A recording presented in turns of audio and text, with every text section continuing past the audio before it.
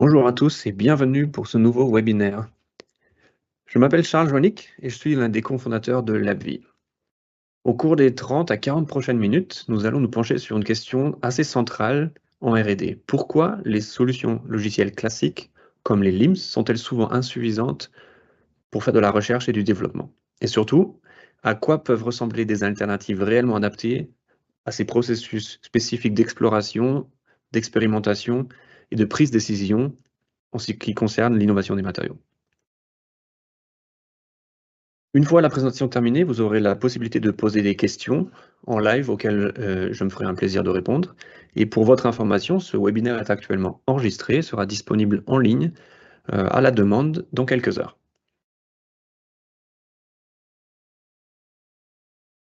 Avant d'entrer dans le vif du sujet, peut-être un mot rapide sur le déroulement. Nous avons structuré cette session en 3 parties. D'abord, un premier aperçu des limites des systèmes classiques, basés sur les retours que nous font nos clients depuis plusieurs années maintenant. Ensuite, un focus sur les exigences des solutions modernes pour la R&D. Et enfin, nous vous montrerons en live comment une plateforme comme celle de LabVie répond concrètement à vos exigences en R&D.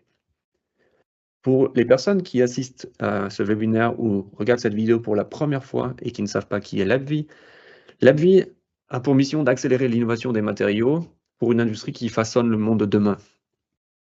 Notre mission est assez claire, nous voulons redéfinir l'innovation des matériaux en Europe grâce à une plateforme logicielle intelligente développée par l'industrie pour l'industrie. Ce que nous faisons au quotidien, c'est aider les ingénieurs R&D à faire leur travail en rendant les données matériaux exploitables pour pouvoir développer de meilleurs produits plus rapidement, prendre des décisions beaucoup plus éclairées et également ouvrir l'accès aux technologies comme l'IA à toutes les entreprises, quelle que soit leur taille, quelle que soit leur industrie et quelle que soit leur manière de travailler. La raison pour laquelle vous avez reçu une invitation de la part de Netsch pour ce webinaire est que LabVie est une entreprise à part entière du groupe Netsch et que nous coopérons avec Netsch Gerätebau de manière très approfondie. Alors pour commencer, qu'est-ce qu'un LIMS? LIMS, pour ceux qui ne connaissent pas encore, c'est la définition ou le nom complet, Laboratory Information Management System. Ils ont été développés à l'origine pour les laboratoires de contrôle qualité dans l'industrie pharmaceutique. Leur but était très clair, c'était de structurer des processus de tests normés, efficaces et conformes dans des environnements très proches de la production et ou fortement réglementés. Donc autrement dit, pas vraiment pour des contextes exploratoires comme la recherche ou le développement de nouveaux matériaux. Il y a beaucoup de définitions différentes. La définition d'un LIMS varie légèrement selon les secteurs, selon les sources que vous allez trouver, mais dans la pratique, tout le monde s'accorde sur le cœur fonctionnel. On va parler d'un logiciel qui automatise le suivi des flux de travail et des échantillons dans le laboratoire, ainsi que la génération de rapports à partir des résultats de mesure. Donc vraiment, le cœur de cible, c'est les laboratoires qualité ou les laboratoires accrédités de tout type. Ce qu'un LIMS sait très bien faire, suivre les échantillons, gérer les demandes d'analyse, euh, prendre des notes au cours des expériences, gérer les commandes, gérer les stocks, faire du reporting, tracer le temps de travail des personnes dans le laboratoire et tout ce qui tourne autour de la conformité réglementaire. C'est une solution adéquate et très performante pour tout ce qui est la digitalisation des flux, dans le but d'optimiser l'efficacité opérationnelle et surtout de garantir la conformité réglementaire. Donc ça, juste pour vous donner une première idée, essayez de voir et de comparer directement. Est-ce que ça vous concerne, oui ou non? Est-ce que vous êtes dans ce genre d'environnement? Est-ce que ça correspond à votre profil d'entreprise, oui ou non? Peut-être une ou deux informations en plus qu'on a pu voir. La programmation, en général, d'un LIMS coûte entre 100 000 et 1 million d'euros selon la taille de l'entreprise. Quand on s'approche du million d'euros, on parle quand même d'un groupe assez conséquent. Et ajouter à ça des coûts annuels de maintenance du système de 10 à 30% du coût initial selon les modèles et selon les éditeurs de logiciels. Pour mettre en place un LIMS, on va en général partir sur une base de 1 à 3 ans avant de pouvoir vraiment travailler de manière opérationnelle, efficace dans tout le laboratoire. C'est en tout cas ce que nous donnent les données que nous donnent les clients qui ont déjà par le passé mis en place un LIMS. Donc, comme résultat, comme conclusion, un LIMS c'est très performant dans des environnements standardisés, mais en R&D, là où on teste, on modifie, on recommence, on fait beaucoup de trial and error, on est très exploratif, ce cadre devient souvent un frein. J'ai trouvé une autre image que vous pouvez retrouver en ligne, elle n'est pas de nous.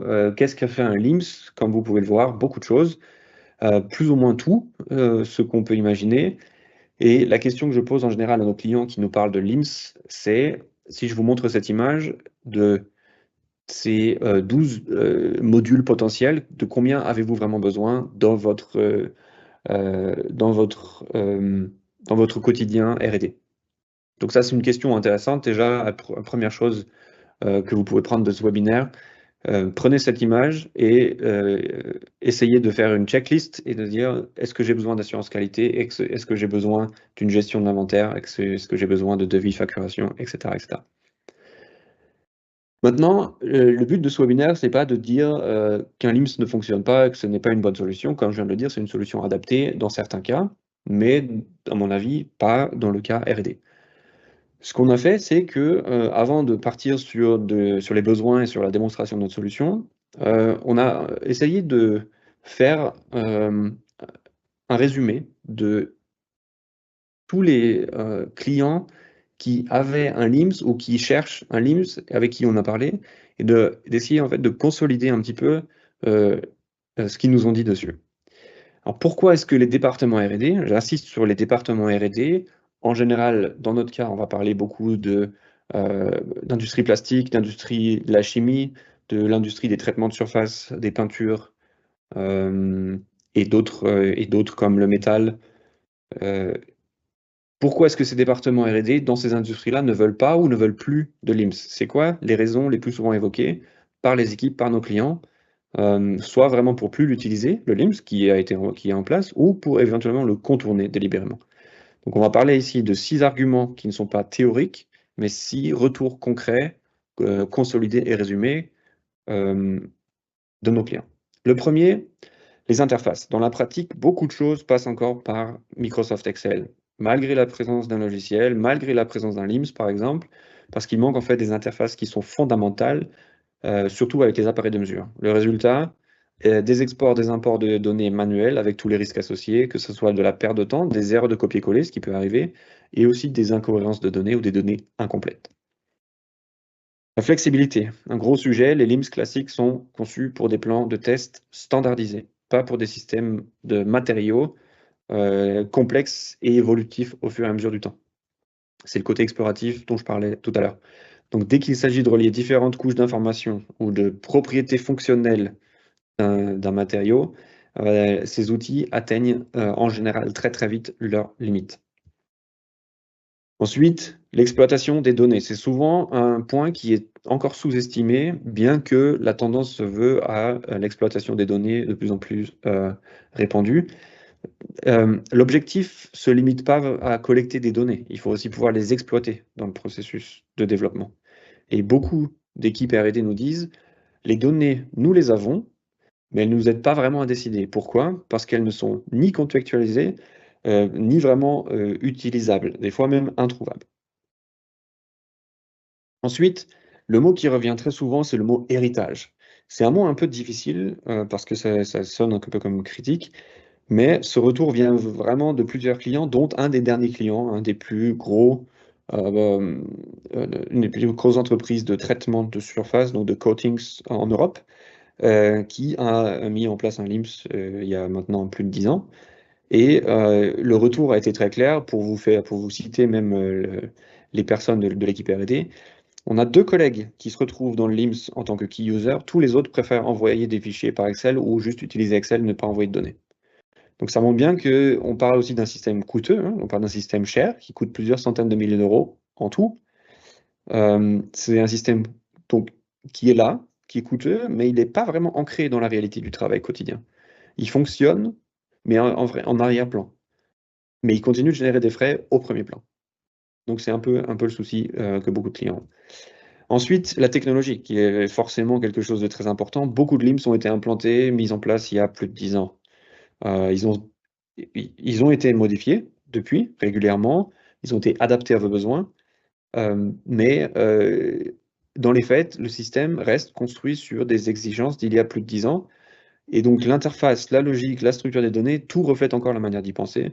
Et soit dit en passant, l'interface utilisateur est d'un des points technologiques les plus négatifs euh, que les clients mentionnent au cours de nos rendez-vous, qui sont des interfaces avec lesquelles on n'a pas vraiment envie de travailler. Et enfin, l'intelligence artificielle, machine learning, on parle beaucoup de ce que l'intelligence artificielle pourrait apporter en R&D, mais assez rarement de la question centrale, est-ce que nous avons les données nécessaires pour utiliser l'IA? Et dans un LIMS classique, on va retrouver uniquement les résultats finaux, mais jamais les données qui vont décrire le chemin pour parvenir à ce résultat final. Et c'est justement ces données-là dans le contexte, du contexte général qui nous manque pour qu'un modèle d'IA puisse vraiment apprendre quelque chose. Donc si je vous refais un résumé, pourquoi est-ce que les LIMS classiques ne sont plus adaptés? Qu'est-ce qu'offre un LIMS? La gestion des procédés, la gestion des flux, et une digitalisation des flux. C'est un logiciel qui va être programmé sur mesure pour vos besoins à un moment donné, à un instant T, et qui sera figé ensuite dans le temps. En général, c'est une solution spécialisée. Si vous êtes dans l'industrie des traitements de surface, vous allez avoir un LIMS qui est spécialisé dans les traitements de surface, ce qui a des avantages, mais aussi des inconvénients. Et c'est un logiciel d'administration.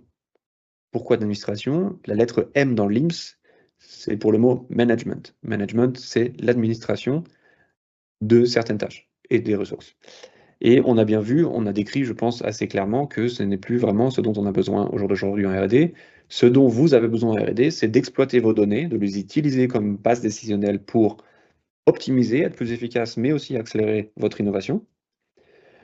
Vous avez besoin d'une amélioration continue du logiciel avec lequel vous travaillez. Vous avez besoin d'utiliser tout le temps, au jour le jour, les dernières technologies, les plus abouties. Vous avez besoin d'une certaine interopérabilité. Vous voulez connecter plusieurs sources de données entre elles pour que tout votre contexte R&D soit présent dans une même solution. Et vous souhaitez optimiser la valeur. Pas administrer les tâches, mais optimiser la valeur. Donc exploiter les données grâce à l'IA, grâce aux analyses prédictives pour améliorer votre compétitivité grâce à plus d'innovation des matériaux. Le but derrière ça, il y a 4 objectifs assez clairs. Plus d'efficacité, notamment un gain de temps, une réduction du temps perdu sur des tâches répétitives et qui ne sont pas vraiment productives, qui n'ont pas vraiment de valeur ajoutée. Grâce à l'automatisation, bien sûr, parce que le manque de ressources se fait sentir dans beaucoup de départements R&D, d'entreprises de toute taille. De meilleurs produits, plus de performance, des matériaux plus légers qui émettent moins de CO2, ce genre d'objectifs, combinés à plus d'innovation. Pourquoi? Parce qu'on est dans un marché ultra concurrentiel qui vous oblige à avoir des cycles de développement beaucoup plus courts et qui vous oblige en tant qu'entreprise à être beaucoup plus compétitif pour générer éventuellement plus de chiffre d'affaires grâce à l'innovation. Et enfin, quelque chose qui nous touche beaucoup en Europe en ce moment, toute une génération, la génération des baby boomers qui va partir en retraite. C'est entre maintenant et dans les prochaines années. Et en fait, en soi, ce n'est pas une surprise qu'une génération parte en retraite. La difficulté, c'est que c'est la dernière génération qui a travaillé encore avant Excel, donc avant tout ce qui est digital. Donc il va falloir essayer de préserver cette expertise et aussi d'améliorer la collaboration, que ce soit entre les experts des anciennes générations et ceux de la nouvelle, ou alors améliorer la collaboration entre les différents départements au sein même de l'entreprise. Comment est-ce qu'on y répond? Pour relever ces défis de manière globale, et il va nous falloir plus qu'une solution individuelle et personnalisée pour la collecte de données ou la gestion de projet. Et c'est pour ça que chez nous, chez LabVie, on adopte une approche plus intégrée avec une plateforme d'intelligence des matériaux qui va relier 3 éléments centraux en un même endroit. Les données, les processus ou les flux de travail si vous préférez, et l'intelligence. Tout d'abord les données, on va parler des données centrales à votre travail. Au cœur de notre plateforme, vous trouvez les données structurées, consultables, qui touchent aux matériaux, aux processus de fabrication ou aux données de mesure, qui vont constituer une base. Sans cette base, il n'y a aucune décision possible, ni en matière de développement, ni même en matière de laboratoire pour donner un résultat.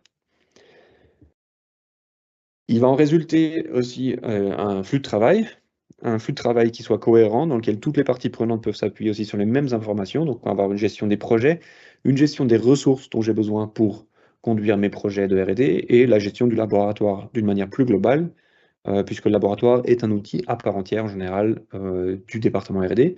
Et enfin, l'intelligence sur la base des données et sur la base des flux. On va pouvoir en fait utiliser différentes applications d'intelligence artificielle, que ce soit pour des évaluations automatisées, que ce soit pour des comparaisons de variantes de recettes ou de formulations basées sur des simulations ou sur des modèles prédictifs, peu importe. Ce qui est important, c'est que l'IA ne reste pas un élément qui soit un peu étranger et découplé, mais que cette IA accède à toutes les données et à tous les flux dans votre R&D. Donc ces 3 domaines, ce ne sont pas les modules de LabVIEW. Ce ne sont pas des modules distincts, mais c'est plutôt 3 éléments qui s'imbriquent les uns dans les autres. Pour vous donner un exemple, ce n'est que lorsque les flux de travail sont disponibles en digital que vos données sont complètes. Et ce n'est que quand vos données sont complètes que vous pouvez utiliser l'IA de manière cohérente et judicieuse. Et donc notre plateforme va se situer en fait à l'intersection de ces 3 domaines, de ces 3 éléments, vraiment ce lieu central pour la collaboration numérique, pour des décisions fiables et au final pour plus d'innovation de matériaux et de meilleurs produits. À quoi ressemble la solution en elle-même en interne? Quels sont les modules? On a 4 éléments ou 4 éléments techniques ou technologiques ou 4 modules, si vous préférez, qui sont interdépendants, mais qui ensemble constituent la base pour votre développement dans votre vie de tous les jours. Tout d'abord, le Data Hub. Le Data Hub, c'est vraiment toutes les données de mesure, tous les paramètres dont on vient de parler, de processus qui viennent des appareils, de votre production, peu importe d'où ça vient, et d'autres systèmes informatiques comme un ERP, qui seront regroupés de manière automatisée, harmonisée et centralisée pour créer votre base de données R&D qui va être toujours la même et toujours structurée de la même manière. Un autre module, le deuxième module, notre hub projet qui va lui regrouper tous les projets, tous les essais, tous les résultats, toutes vos notes, tous vos commentaires en un seul et même endroit. Donc ça va vraiment rassembler en fait vos tâches de planification, d'exécution et d'évaluation des projets d'une manière centralisée, une traçabilité garantie et surtout une structure très claire, c'est-à-dire que admettons que vous ayez 7 ingénieurs dans votre département R&D, vous n'avez plus 7 manières de documenter un projet, mais une seule et même pour les 7 personnes. Pour conduire des projets, on a besoin de ressources. Notre hub ressources, c'est vraiment les matériaux, vos appareils, vos méthodes d'essai, vos formulations passées, tout ce qui est nécessaire au développement de nouvelles formules, qui va être géré de manière centralisée par les personnes qui ont le droit de le faire, d'une manière clairement documentée et aussi avec des versions. C'est très important. Donc les ressources vont rester de cette manière-là toujours très disponibles opérationnellement et surtout transparentes. Et enfin, notre assistant IA, dont on a déjà parlé dans le passé, mais que je vais vous présenter aujourd'hui rapidement.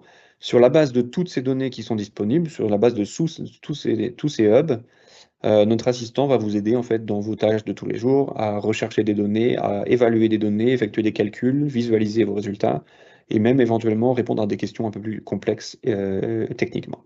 Donc ça va considérablement réduire votre temps de travail et ouvre aussi de nouvelles possibilités d'analyse et de comparaison pour le futur. Donc en fait, ce qui se passe ici, c'est qu'on a 4 modules interdépendants qui travaillent ensemble, mais chaque module apporte sa propre valeur ajoutée en plus aussi, bien que l'interaction des 4 produise vraiment l'effet le plus important.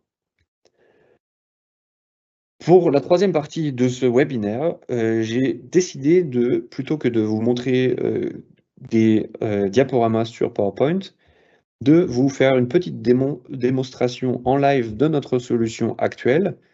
Donc, je vous partage notre système de test. Vous voyez ici, première chose qu'on voit, on va retrouver les projets, les ressources et l'assistant IA en haut à droite. Donc, sur les 4 hubs dont je viens de vous parler, on en a déjà 3 visibles. Pourquoi 3 sur les 4? Le Data Hub, c'est quelque chose que je ne peux pas vous démontrer d'une manière aussi simple que les projets. Mais vous allez voir que les données dont je parlais, données de mesure, données de matériaux, données de formulation, vous allez les retrouver en fait un peu partout dans le système, dans le logiciel. Et donc le Data Hub, si vous voulez, c'est quelque chose qui va se passer en arrière-plan, qui existe en arrière-plan, mais qui est visible à plusieurs endroits, contrairement aux autres hubs qui sont vraiment des menus à part entière. Peut-être commencer par les ressources. Avant de commencer un projet, j'ai sûrement besoin de définir les ressources que j'utilise. Pour vous donner un exemple assez rapide, les ressources d'une manière classique, on va parler des matériaux. Donc, j'ai besoin de matériaux d'entrée, j'ai besoin de pigments, j'ai besoin de résine, j'ai besoin d'autres choses. J'ai mes formules qui peuvent être des formules qui sont celles qui sont la base de produits actuels que je vends déjà. Ça peut être aussi des formules utilisées dans le passé, mais que je n'ai jamais validées, mais quand même documentées. Ensuite, on va parler des process, des procédés. Alors là, on va plutôt parler de, par exemple, si vous prenez le traitement de surface ou une formule de peinture, un mélangeur. Ou alors, si vous êtes dans l'industrie plastique, d'une machine à extrusion. Ça, c'est pas de la production, c'est plutôt votre centre d'essai, votre centre technique. Votre mélangeur, il a sûrement des paramètres que vous utilisez certainement toujours les mêmes configurations. Admettons que vous avez 5 ou 6 configurations différentes. Vous allez retrouver les 5 ou 6 configurations différentes ici, juste pour vous montrer un petit peu l'interface utilisateur de l'AppV. Je pense que c'est important. Partout, en fait, c'est très intuitif. Vous cliquez sur les détails, il y a une fenêtre qui s'ouvre et je vois mes configurations différentes. Par exemple, ici, mon mélangeur avec une température, les tours par minute, la durée, ce genre de configuration, et vous pourriez en avoir plusieurs. Ici, j'ai qu'une seule version. D'accord? Ensuite, on va avoir les standards de test. C'est là où vous allez définir les différentes méthodes pour effectuer vos essais. Les échantillons, si vous le souhaitez, ça c'est quelque chose d'optionnel. Pas tous les clients l'utilisent, donc c'est possible, mais pas obligatoire. C'est juste que vous voyez l'exemple ici. J'ai un échantillon 1, 2, 3, 1, 2, 3, avec une description, différentes informations. Tout est possible, évidemment, de configurer à votre convenance pour que ça corresponde à la manière dont vous travaillez aujourd'hui. Et enfin, vos équipements de test, puisque la base de tout ce qu'on fait, évidemment, c'est les résultats de mesure pour la prise de décision. Et ici, vous allez en fait avoir la liste de vos équipements dans le laboratoire, avec les détails, éventuellement les données pour calibrer, d'utilisation, voilà, tout ce genre de données. Ça, c'est pareil, c'est optionnel, ce n'est pas obligatoire. Certains de nos clients n'ont que 5 ou 6 appareils de mesure, dont seulement 2 qui sont vraiment modernes et qu'on peut connecter à un système, le reste avec une balance ou autre chose. Pas la peine d'aller chercher de l'automatisation là où ça n'a aucun sens. Donc si vous voulez, le menu ou le hub de ressources, c'est vraiment quelque chose comme votre bibliothèque de tous les éléments dont vous avez besoin pour commencer à développer votre produit, votre formule, votre nouveau matériau. Et ça se passe dans le hub projet.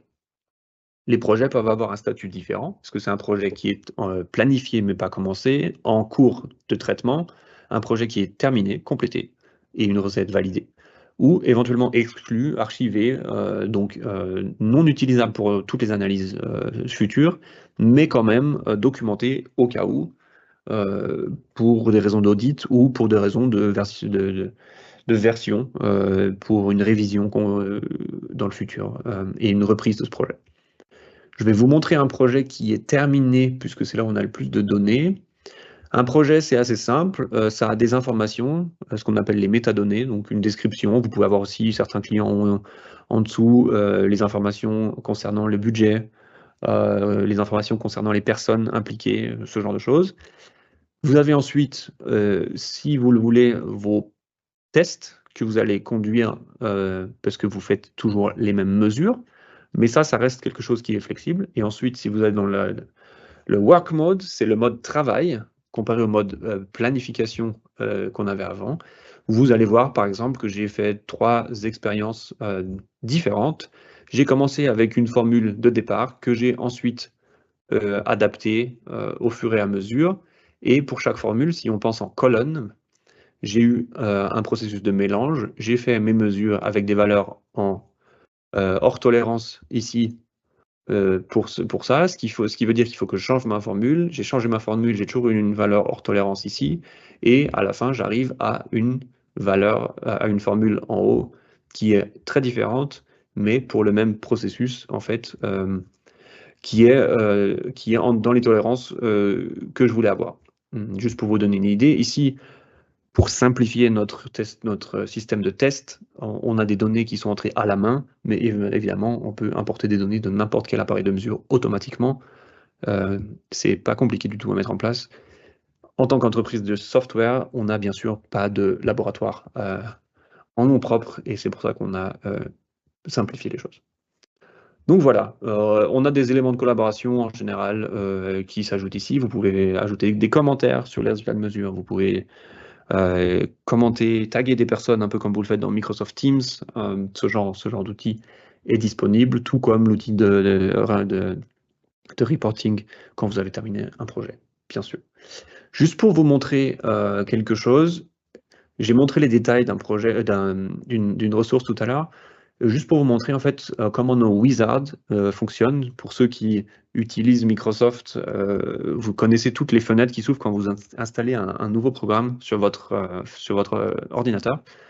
Et bien en fait, on a retravaillé l'idée de la fenêtre qui s'ouvre, donc ce wizard, pour qu'elle soit vraiment très intuitif. Donc vous voyez, je suis toujours à gauche en fait les éléments qui m'attendent, et en bas, je vois toujours où je suis. Je suis guidé assez simplement à travers les menus. J'ai pas besoin d'une formation longue pour utiliser ce logiciel. Je suis conscient que le logiciel dans mon système de démo est en anglais. Bien sûr, il est disponible en français ou dans la langue locale. Ce qui veut dire aussi que même pour des collègues qui sont éventuellement qui ont plus de difficultés avec des nouveaux logiciels, on va pas avoir besoin d'une période d'adaptation de 3 à 5 ans, on va avoir besoin d'une période d'adaptation de quelques semaines seulement. Voilà pour le hub des projets, pour vous donner une vue d'ensemble. Et enfin, notre assistant IA, qui se présente sous la forme d'une fenêtre de chat. Vous pouvez chatter avec lui en live. Je fais vraiment la chose la plus simple. Et comme vous le voyez, je suis dans un environnement en anglais. Je ne sais pas si vous avez vu que tout était en anglais, avec certaines choses en allemand, éventuellement parce qu'on est une entreprise allemande à la base. Mais j'ai aucun problème, je peux en fait commencer à parler en français avec mon assistant IA. Ça n'a absolument aucune influence. Il peut parler toutes les langues qui existent. Je vais juste vous montrer, pour éviter de passer trop de temps à regarder, que vous me regardiez écrire des questions, ou alors regarder le temps qu'il fasse qui nous donne des résultats. Juste pour vous montrer, en fait, même si c'est en allemand, c'est pas très très important. Les choses, en fait, c'est qu'en bleu, c'est mes questions, et en anglais, en gris, les réponses. Et en fait, c'est vraiment un dialogue. On voit un dialogue ici. Donc ici, il m'a décrit en fait des résultats d'un projet. Et dans ce résultat de projet, je lui demande de me faire un diagramme de visualisation, un diagramme avec des questions pour affiner en fait mon résultat.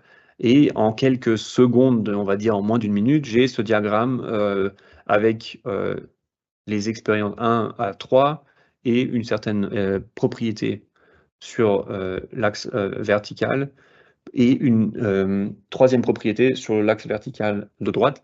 Voilà, c'est le genre de choses dont est capable notre assistant. C'est vraiment de rechercher vos données à travers votre base de données, d'en faire quelque chose, d'en faire des calculs, de visualiser certains résultats. Tout ce genre de choses est possible, et beaucoup plus. Et juste pour vous donner un aperçu en fait de ce qui est de comment le travail, si je cache ça, comment est-ce que je travaille en tant qu'ingénieur en 2025 avec un assistant IA quand je développe un nouveau matériau. Voilà, un petit peu pour vous donner une vue d'ensemble. On fera un webinaire plus tard cette année où on parlera seulement de l'assistant IA et on fera sûrement une démonstration live avec les données. On est encore en train d'enrichir notre base de données de test pour que les résultats soient encore plus intéressants. Sinon, je pense qu'on a fait le tour pour vous montrer ce qu'est une plateforme d'intelligence des matériaux et pourquoi cette approche est, selon nous, la meilleure en R&D, plutôt qu'une solution classique où vous ne pouvez pas ajouter, comme ici, premier essai numéro 2, et ensuite je peux aller essai numéro 3, essai numéro 4, les avoir l'un à côté de l'autre, les comparer en colonne, avoir toutes mes informations, juste en scrollant vers le bas, ou alors en scrollant vers la droite. C'est vraiment un outil R&D moderne, basé sur l'utilisation de la donnée, pour autant très simple à utiliser. J'espère que j'ai pu vous le démontrer, d'une complexité assez élevée et d'une simplicité d'utilisation encore plus élevée. Retour à notre webinaire. Pour terminer, la valeur ajoutée des données et de l'IA en R&D, parce que c'est très très important pour nous. Une plateforme d'intelligence des matériaux, le mot intelligence est dans le nom de la plateforme, et c'est très important pour nous. Même avec une exploitation des données faible et une exploitation de l'IA très faible, vous allez pouvoir utiliser vos données pour, par exemple, identifier une formulation initiale qui soit appropriée sur la base de vos données existantes. C'est-à-dire que, imaginez, comparez la manière dont vous travaillez aujourd'hui, par exemple avec des fichiers Excel qui sont partout dans des serveurs ou dans des dossiers mélangés, vous allez avoir en fait une base de données et au-dessus une barre de recherche. C'est comme si en fait Google et Internet, on va faire ça en fait, on va avoir l'AppVie et votre base de données à vous pour pouvoir utiliser ces données-là. Une exploitation un peu plus élevée de la donnée permet d'analyser les données, donc de détecter des liens, des corrélations entre certains composants d'une formule ou certaines performances. Et une exploitation plutôt élevée va être, par exemple, l'application de modèles de machine learning pour proposer de nouvelles formulations sur la base de performances voulues. Donc vous allez en fait avoir une application où vous dites j'aimerais avoir les performances telle ou telle et telle performance parce que c'est le besoin client. Et l'algorithme en fait va utiliser vos données pour dire sur la base du passé, je pense que cette formulation est celle qui semble appropriée pour commencer. Donc voilà, c'est un petit peu ça qui se passe en ce moment. C'est le futur toujours, mais certaines entreprises ont déjà commencé à l'utiliser et les résultats sont extraordinaires. Merci beaucoup pour votre attention. Vous avez la possibilité d'utiliser la fonction questions et réponses ici en live. N'hésitez pas à les écrire, je peux les publier et y répondre. Nous serons présents sur beaucoup de salons dans ces prochains mois, beaucoup de salons en Allemagne. En France, le plus gros salon, selon moi, sera le salon Eurocode à Paris en mars 2026. Où nous serons présents avec un stand et avec 2 présentations différentes, mais aussi des choses un peu plus internationales comme la ETSI Digitalization à Cologne au mois de novembre, où l'Europe du traitement de surface se retrouve pour parler digitalisation, utilisation de la donnée, utilisation de l'IA. Donc n'hésitez pas à me poser une question dès maintenant ici. N'hésitez pas à me contacter par email, par téléphone ou en utilisant ce QR code pour accéder directement à mon calendrier. En tant qu'alternative, allez sur labvie.io, mon calendrier est disponible si vous cliquez sur le bouton en haut à droite. Le site sera disponible en français très très très prochainement, actuellement seulement en allemand et en anglais. Merci de votre attention, merci de votre participation et à très bientôt pour un nouveau webinaire.